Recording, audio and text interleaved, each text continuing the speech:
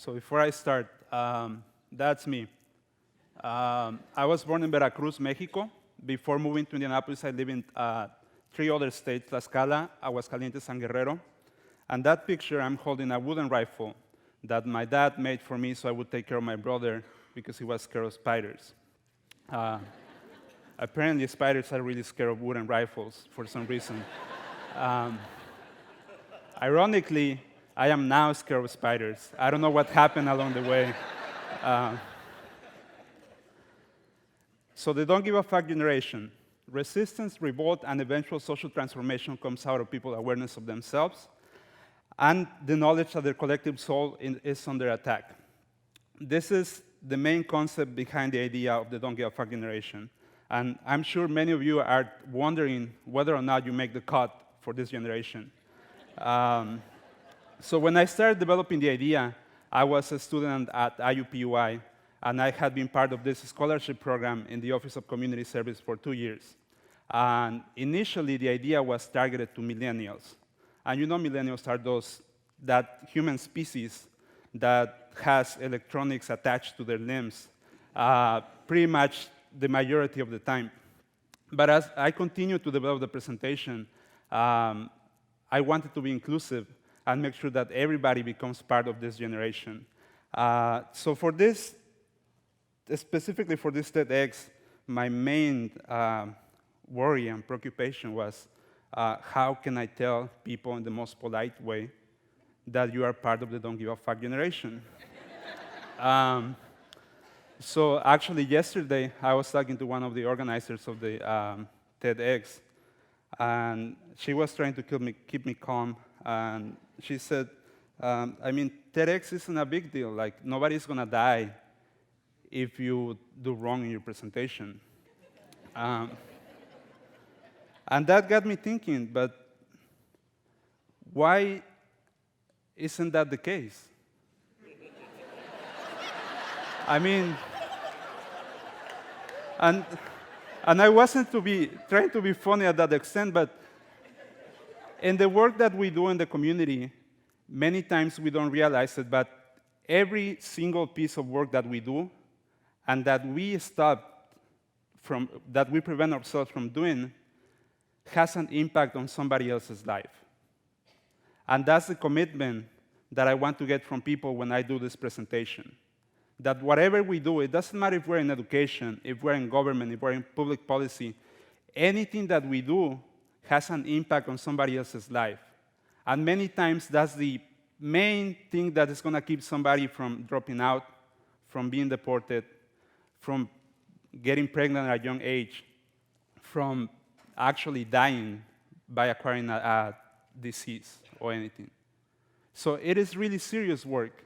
And I don't think most people are at that stage that we understand that our community, our society is under attack. So the don't give a fuck generation grab a lot of ideas from the shock doctrine. And the main principle behind the shock doctrine by Naomi Klein is that the key to breaking down people, or prisoners in her case, is using shocks to reduce them to a childlike state. When I say this, we do it in marketing, does this thing. But when I say childlike, I don't mean cute and adorable. I mean narcissistic, self-centered, narcissistic beings that are individualistic and mechanical. Because we have gotten so much information through the process of our lives that we cannot really handle it. And the problem with this information and this education is that we're getting it from advertisement, not from education, not from academic institutions.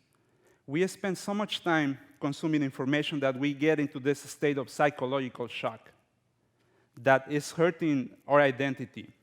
Effective marketing destroys human identity. That's why you feel the urge to go and stand in a line and to buy the latest iPhone. That's why Facebook has over 1 billion users.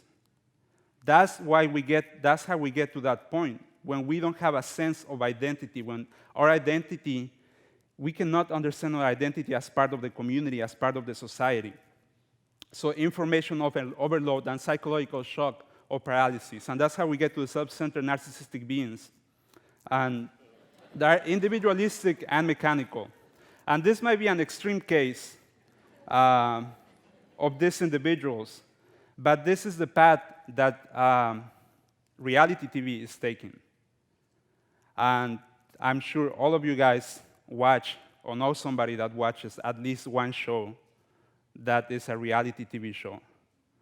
And you would agree with me that that isn't real life. That is completely staged. But that's what the youth are understanding, that that's real life, that's the standard that we need to abide by. So what happens when we have all of this information that is coming from technically free? So when we go to Facebook, Facebook is free. Google is free. All the social networks are technically free. But while we're consuming all of that information, an average in the United States of 11.8 hours of artificial information every day in the United States. That's an average day. 20% text, 30% audio, and 50% video.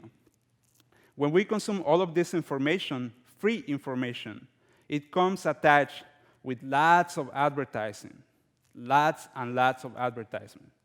And advertisement is so good that we watch the Super Bowl just to watch the ads in the middle of the game. It is that good that we want to watch something that is destroying our identity. Facebook and YouTube, that's the amount of users in the United States and Indiana. So when we put it in context, the internet, we have over 240 million internet users in the United States. Wow, I'm really running out of time. So we have the Web 2.0, the democratization of information, and the digital revolution, and the idea that we have all of these technologies that are only repackaging the information. They are not revolutionizing the way that we work with stuff. So Wikipedia was the first step when we had that thing. Am I supposed to stay on stage when the clock runs out? Okay, so that's really good. Wikipedia, actually, even before we started thinking about all of these ideas that now big institutions are getting into the bandwagon of online education, Wikipedia was the first institution that got doing this. And they are doing it open source and for free on the web. But they don't get the attention because publishers were really jealous about having, instead of having Encyclopedia Britannica that sold for $1,500, to have a free piece of software that can give you all of this information. And then we have this famous proverb that we need to teach somebody to fish, how to fish so they could live their lifetime however they want. But what happens when we don't have access to the river, when we don't have access to the resources, and when the water is contaminated, when the fish are contaminated, what happens then? So academic institutions are sort of this way. They are a way of manufacturing individuals. And in my case, I went to IPS in the United States, and in Indianapolis, in fact, something that is like a dropout factory of the United States. And somehow I was effective because I got out of that dropout factory in a different way, and I graduated. So that's how we get at the work that we're doing with the Latino Youth Collective and developing flexible mechanisms of organic formation, and this idea of the organic intellectual. How do we get to the point where we not only are designing elements for students and for the youth, but we engage the youth in developing the curriculum that they're going to be consuming later on? So through the program, every summer we hire 40 youth, 36 of them go through the program the regular way, 4 of them become part of the staff. This is something that we try to keep renovating the process of the people that are in the front of the classroom or that are in the actual classroom, not necessarily at the front, but that are working with their peers. So we have this idea, we have technology, education, design, community. We cram 6 weeks with so much software training and so much professional training that the students really get engaged. So Google Docs, online collaboration and collective consciousness. We need to start creating that collective consciousness by creating and gathering knowledge. So this is our step, our process. We want to get purpose into students' lives. To enter your revolutionary state of mind, to discipline your revolutionary state of mind, finally to build a successful revolution. This is what people are calling in the technology industry. So social change is meant to be indigenous and original. For the sake of time, you can talk to me afterwards. Thank you.